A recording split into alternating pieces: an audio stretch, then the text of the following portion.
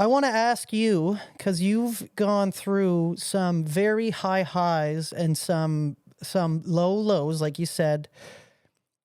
What is some advice or maybe some tips that you'd give to people when they're on their lows to continue to show up? What is some points maybe when people stop believing in themselves? Maybe they don't have a mentor around them at that point to give them encouragement.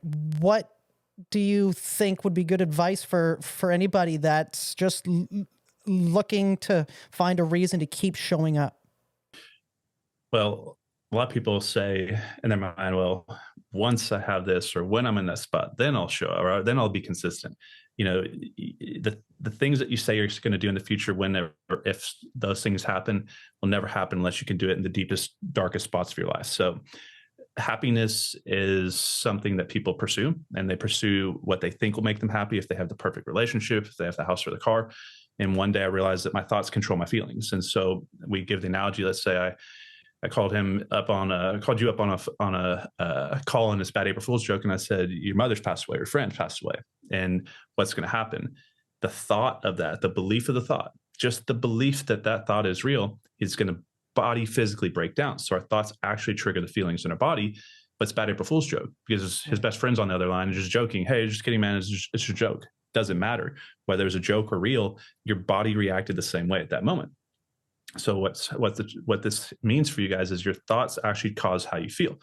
And so if you're not happy when everything's going bad for you, or you're not content with your life when you're broke, bad relationships, physical pain in the body, and all sorts of things, you're never going to be happy when you have all these things. It's an illusion of the mind. And that's why I'm saying, like, all these people that are super successful, they're rich. It's still a mindset issue. It's not that the stuff around them, they have everything they want. It's the Right. thought process. And one day you realize that, and then you start working on how to be content and be happy where you're at.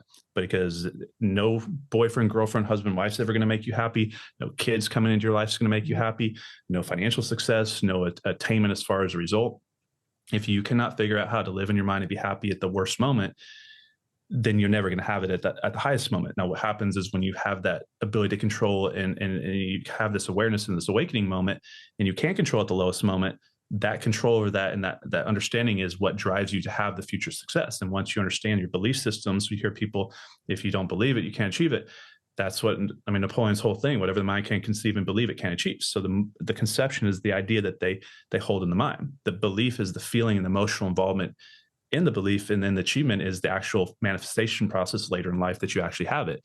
And so I realized that I'd also been through a couple cycles. Mhm. I had success and lost it. I've been up and down. I realized when I'm on top and I'm on the bottom, it's about the same. Right. It's weird for people, but like if you've not been on top and on bottom, you can only assume through what's your own belief of what you're projecting of what it would be like.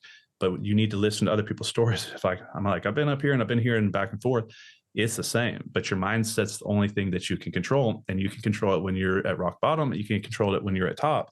Sometimes it's actually harder to control it when you're on top. And there's a lot. So like, there's a lot more stress when you actually have something because you can potentially lose it as compared to when you never had it. You're already where you're at. Worse is worse. I'm staying where I'm at. So it's like that saying. It's like it's better to have it and never lost it. Probably not. I can guarantee that's not, because I had a really great life and I lost it. But the point is, it comes from the thought first. While you're wherever you're at, it's a starting point. And once you realize you're writing your future with the thoughts that you think, it's the paintbrush, of the future that you want. It doesn't matter how bad your situation is. Andrew Carnegie came from poverty. He became the wealthiest man in the world. Like all sorts of people but you have to decide what you want. Do you really want financial success? What if that's not your goal? What if your goal is community success and you want to help your community? What if you want, really big into animals and you want to help, abandoned animals and build a dog shelter? Like whatever you want, you have to have the thought first that you want it. The intellectual, so everything goes from an intellectual to emotional to physical having. The intellectual conception in the mind, meaning I have the thought, the idea, and then I'm going to have enough emotion involved in it so that when risk and adversity and all these problems come up on the journey, that I don't back off. When you really need it as bad as, like Eric Thomas says, as bad as you need to breathe, when that adversity comes up, you'll push past it. But if you don't emotionally involve in what your goal or your future outcome is enough, when the adversity comes up, you're going to sit down, you're going to back off. But if you have the idea conceptually in the mind, whatever you can conceive, and then emotionally involving it through the belief system. I believe no matter what comes in my way, I'm going to push through it. And I want it more than anything, even if eat, sleep, never do it again, whatever. Then eventually, if you don't break that pattern and you show up every day with consistency, meaning I show up every day, move the ball one more yard down the road, eventually I'm going to get to the end of the road and you're going to have what you want. But most people lose belief in themselves and they start giving themselves reasons to quit. I can't do this. I'm not smart enough. I don't have enough time. This wasn't meant for me. This is meant for someone else's. I can tell you guys, I did not come from anything special. Now I have special parents as far as the belief systems that they gave me, but like as far as like a hand up in financial success and things like that, like it wasn't good. I want a trust fund baby. I didn't do anything illegal to get here. I can tell you there is a path for the average person to get to where they want to. And I used to have that doubting thought. I used to always think, I was struggling for years, spinning my wheels in debt. And for years I was in debt. Working every day is brutal. And every day I wanted to quit. And I have to keep saying like, did all these people literally cheat? Like, are they drug dealers? Are they, did they have, how did they, is they doing something enough? Is it actually possible to do it the right way and to become one of those people? Or am I like in this weird multiverse where I'm just stuck in this punishment world where am I going to spend 10 years working and show up at the same destination in the same spot? And I can tell you, I used to sit outside the movie theater when I couldn't afford, even get snacks and stuff. And there's all these wealthy houses or nice houses owned by wealthy people. And I'd look across those neighborhoods before I go in the movie theater. It's the only thing I could afford to do every week. I'd work 7 days straight. And on Sunday nights, I'd go to the movie theater. And I was having to sneak in like Walmart brand snacks in the dollar movie theater, even though they're like $20 to go to the dollar movie theater now. And I'd look across there and I just realized that's too many people. They couldn't have all done it. They couldn't have all inherited the money. They couldn't have all cheated. They couldn't all be unethical. So somehow they figured it out. And if I just keep going the right direction, I will figure it out.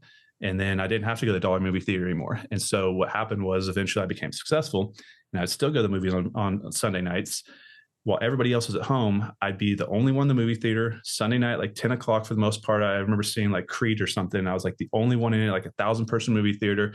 And I could stand up and jump around because everybody else had to go to work the next day. Yeah. And that's the life you get if you keep going. But I had to, about to get emotional myself because I'm remembering those moments because I'm feeling the thoughts right now. That's when you have, you break down, you cry, you have goosebumps. That is the thought that you're emotionally involving in. But I can tell you guys, no matter what you want in life, you can have it. It's not cliche. You just don't believe it enough and you're not acting on enough for a consistent and long enough period of time. That's why you don't have it yet. And then you stop. And you start and stop and start and stop, and then you never drive long enough in the right direction to show up in the destination. So you just have to keep believing what you want, consistency over time. Don't let anybody else, friends, family, the media, the evil in the world get in your way, and you will show up at where you want to at some point if you never stop. You give such in-depth answers. I think that response right there could change so many people's lives. Man, that is so powerful, Connor. That is so powerful. It appears